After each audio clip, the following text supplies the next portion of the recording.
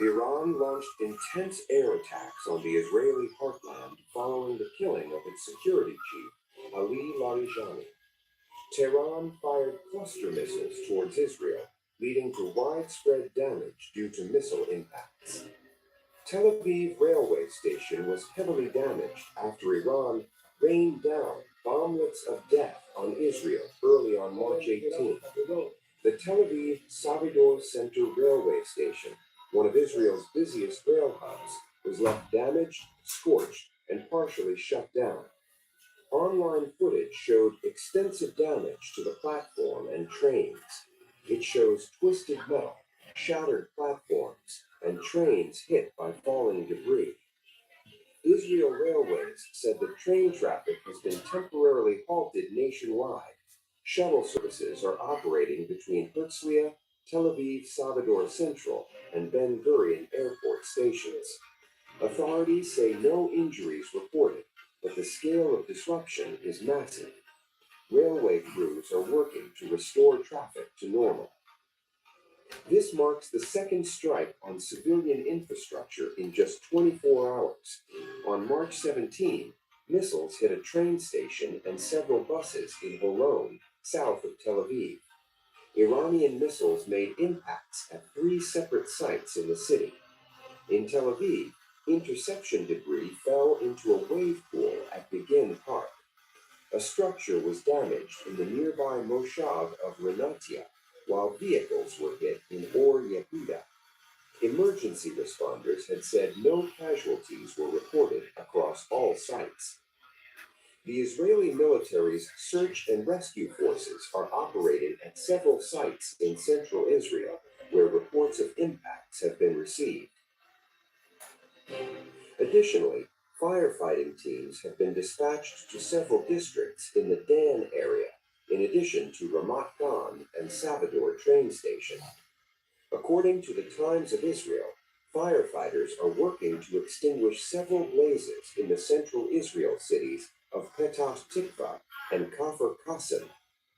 The escalation comes just hours after Iran vowed retaliation following the killing of senior officials, including Ali Larijani and Gholam Reza Soleimani, in U.S.-Israeli strikes. I'm here with Israel's defense minister, our chief of staff, the head of the Mossad, the chief of Air Force, senior commanders. In the past 24 hours, we knocked out 2 of the terrorist chieftains, the top terrorist chieftains of this tyranny. Our aircraft are hitting the terror operatives on the ground, in the crossroads, in the city squares. This is meant to enable the brave people of Iran to celebrate the Festival of Fire. So celebrate and happy New Year. We're watching from above.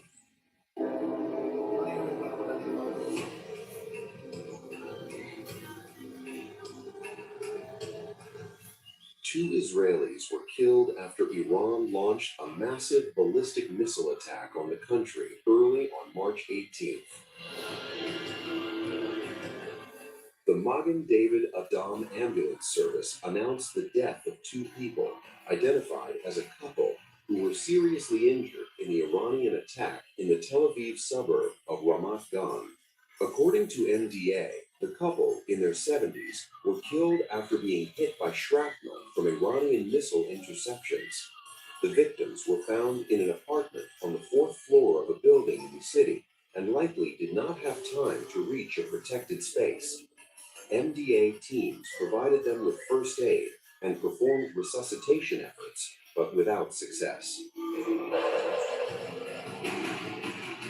Initial unconfirmed reports indicate they were headed to the bomb shelter.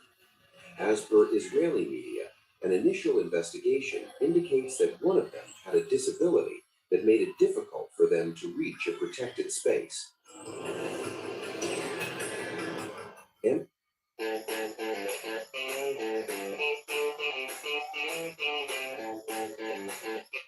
Are you still wasting hours opening 95 plus tabs to compare and vet suppliers, only to end up empty-handed?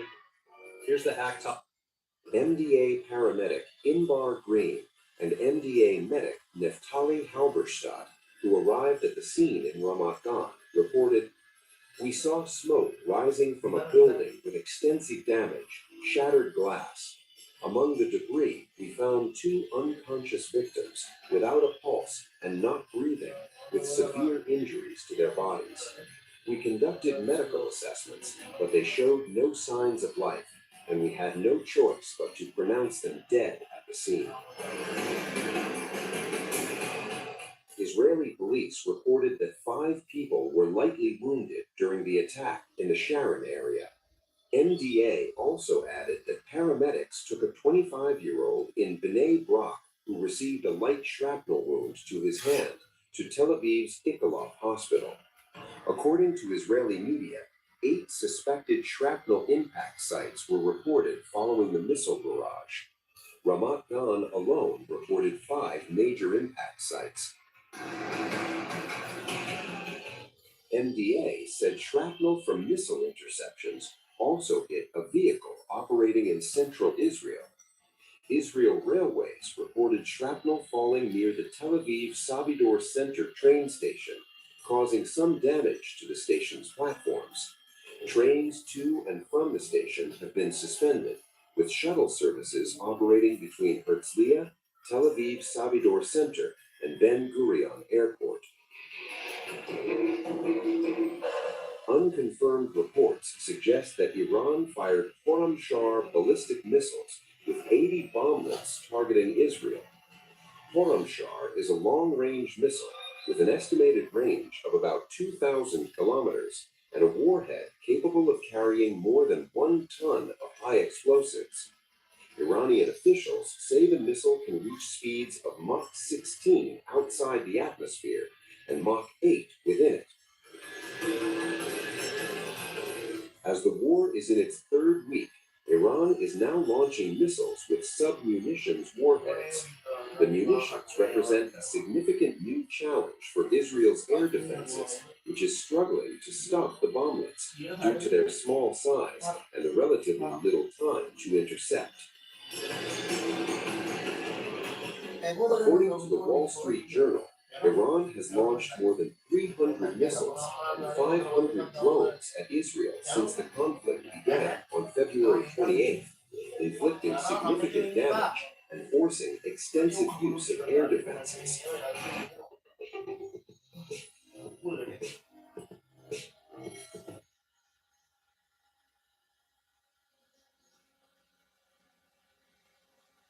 In the country, and a lot of them are friends of mine because I've been fighting this battle with them for a long time.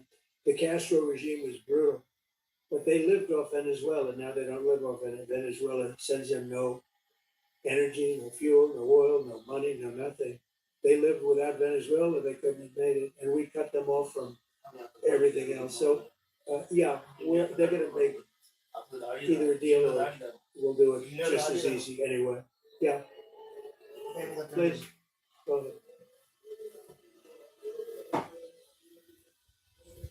Tomahawk missile likely destroyed that Iranian girls' school. So will the Americans, will the U.S. accept any responsibility? Well, I haven't seen it, and I will say that the Tomahawk, which is one of the most powerful weapons around, is used by, sold and used by other countries, that. And whether it's Iran, who also has some Tomahawks, I wish they had more, but whether it's Iran or somebody else, the fact that a Tomahawk is very generic, it's sold to other countries, but that's being investigated right now. Yeah, please. Thank you. Mr. President, you said the war is, quote, very complete, but your defense secretary says this is just the beginning. So which is it, and how long should Americans be? Well, I think you could say it both. It's the beginning of building a new country, but they have no Navy, they have no Air Force, they have no anti-aircraft equipment, it's all been blown up, they have no radar, they have no telecommunications, and they have no leadership, it's all gone. So, you can look at that statement, we could call it a tremendous success right now as we leave here, I could call it, or we could go further, and we're gonna go further. But the big risk on that war has been over for 3 days. We wiped them out in the first 2 days. When you think about it, It's incredible. We wiped out a big navy, a very powerful navy. You know, these were ships, these were serious ships.